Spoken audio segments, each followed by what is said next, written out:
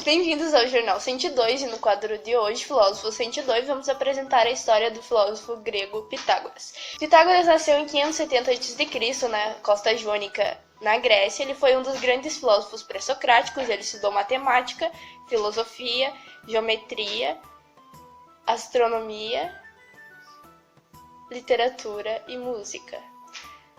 Pitágoras foi perseguido por suas ideias e assim se mudou para Magna, fundando a escola pitagórica, onde ministrou aulas de astronomia, filosofia, matemática, literatura, religião, política e moral, aritmética e geometria, entre outras matérias. Segundo ele, os números eram a essência de todas as coisas e o número estava em todas as coisas. Ele passava em frente à oficina de um ferreiro e ouviu então sons de marteladas que soavam harmonicamente. Em outro dia passou novamente e viu que outros não soavam harmonicamente. Então, com um sentimento de curiosidade, quis saber por que algumas notas eram harmônicas e outras não. Pressupôs então algumas possíveis razões para isso e, como não conseguir obter uma possível resposta, estudando a força em que o martelo era conduzido, decidiu então pesar os martelos. A massa de cada martelo era de 11, 9, 8 e 6 unidades de medida. A seguir, nós veremos o historiador que pesquisou aprofundado a história sobre Pitágoras. Boa tarde. Hoje nós iremos entrevistar Victor Wesley, um dos pesquisadores mais bem conceituados dessa época. Ele irá falar um pouco sobre a tabela pitagórica e nos explicar como funciona isso e como foi para ele fazer parte deste projeto.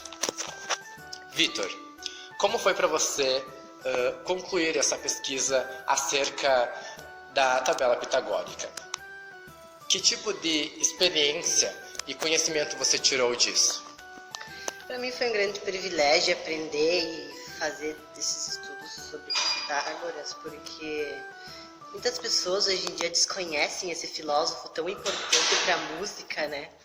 E para mim foi uma alegria imensa aprender, porque eu pude me aproximar mais da música. Victor, você então agora poderia nos explicar como funciona esse processo? O que o estudo acerca da tabela pitagórica trouxe para você de conhecimento? Como ela funciona? Qual é o objetivo dela? O principal objetivo da escala pitagórica era achar a harmonia entre as notas. Pitágoras pegou uma corda inteira e a repartiu ao meio, tornando-se uma oitava. E ele viu que esse som era harmonioso. Ele pegou 2/3 de uma corda inteira e tocou. E viu que era harmonioso. Depois ele repartiu essa corda em 3/4. E esse som foi harmonioso novamente. Ok. E depois de saber disso, por que logo justo esses números foram escolhidos para explicar essas notas musicais? Para os gregos, o número 1, 2, 3 e 4 eram números sagrados. Como podemos observar que 1/2 tem 1, 2. 2/3 tem 2, 3 e 3/4 tem 3 e 4. Para eles, esses números eram muito sagrados e importantes. Iremos conhecer a Camille e a Raquel. A Camille irá falar um pouco sobre como surgiram as notas musicais. E a Raquel irá falar sobre os defeitos da escala pitagórica. Raquel, você poderia então agora nos explicar como se dá esse processo dos defeitos com a escala pitagórica? Os maiores defeitos da escala pitagórica é a falta de igualdade que há entre os números e as contas que eles faziam. Eles utilizavam os números racionais e por conta disso sempre dava um errinho. Então um dava 128, o outro dava 129. E essa pequena diferença é muito absurda na música. Então surgiu a escala temperada para poder temperar, digamos assim, as notas e fazer com que elas afinassem melhor. Tudo surgiu a partir do Johann Sebastian Bach, que é um músico erudito da época barroca, e ele criou a música O Cravo Bem Temperado. E a partir daí ele testou todas as tonalidades. Então começaram a fazer experimentos e contas com os números irracionais. Isso, eles descobriram que entre as notas, então Dó, Ré, Mi, Fá, Sol, Lá, Si, existiam acidentes. Esses acidentes se chamavam sustenidos e bemóis. Então, entre um Dó e um Ré, tem o Dó sustenido e o Dó bemol. Só que eles perceberam que entre o Mi e o Fá, e o Si e o Dó, não existiam esses acidentes. Então concluíram que existiam 12 intervalos entre as notas. Muito bem. Agora nós iremos acompanhar o processo de surgimento das notas musicais e quem vai nos explicar todo esse processo é a Camille. Camille, como surgiram as notas musicais? O responsável pelo surgimento delas foi o monge Guido d'Arezzo, que nasceu nos fins do século X, que ele as retirou de um cântico religioso. Ele tirou as primeiras sílabas desse hino, ele as retirou de um cântico religioso, um hino, que ficou determinado como as 7 notas musicais. O Dó, Ré, Mi, Fá, Sol, Lá, Si. O Dó, antigamente, era se chamado Ut, por causa desse hino, que era Ut Cant Laxi. Camille, você poderia nos explicar então agora, para os gregos, como eram as notas musicais?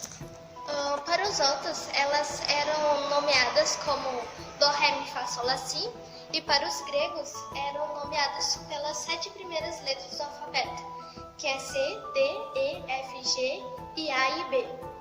Então agora nós voltamos para o estúdio e iremos falar um pouco sobre a acústica.